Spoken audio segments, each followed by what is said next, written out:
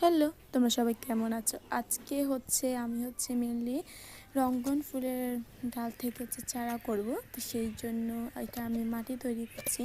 তো এখানে মাটি আছে আর সঙ্গে কিছু গোবর সার ছিল। তো এখানে আমি নিজের হাতে বানানো কোকোপিট দিয়ে দিলাম, কারণ আমি কখনোই কোকোপিট দিয়ে কোনো গাছের চারা বসাইনি। তো এবারেই ফার্স্ট টাইম, তো দেখা যাক আর কি যে আবার কোকোপিট দেখে কীরকম ছাড়া হয়। আর এরকম যে উপাদানগুলো এগুলো আমি নিয়েছি যাতে শিকড় যখন বের হবে তখন যাতে দেখা যায়।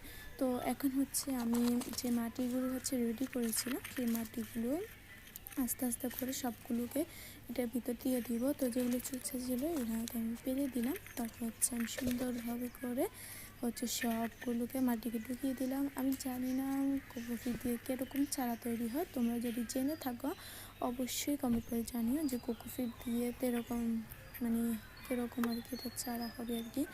তো দেন তারপর আমি এই যে দেখতে পাচ্তেছো এটার ফুল লিড এটারকে আমি ভালোভাবে করে অ্যালোভেরা লাগিয়ে নিলাম। আর দেন তারপর এটাকে ভালোভাবে করে এখানে রুপে দিব। তার কারণ এটাকে আর যে কোনো গাছের ডাল রোকার টাইমে এটাকে ভালোভাবে করে তোমরা এটাকে রুখতে হবে, তা না হলে কিন্তু সে চারাটা থেকে কিন্তু এটা হবে না। তাই এটাকে টাইট করে রাখতে হবে, ভিতরে হস হয় তাহলে ওটা থেকে রুটস বের হবে না। তো এটাকে ভালোভাবে করে তোমাদের ঠিক এরকমভাবে টাইট করে রাখতে হবে। তো আমার মাটিটা যাতে ভিজা আছে, তো সেই জন্য আমি আর পানি দিব না।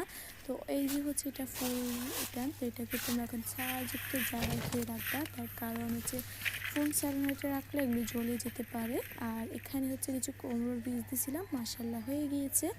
আর এটা একটা বেলি ফুলের ডাল আর কি। তো এটা শিকড় হয়েছে কিন্তু এটার এখনো পর্যন্ত পাতা বের হয়নি। আর আমার চ্যানেলটা প্লিজ সাবস্ক্রাইব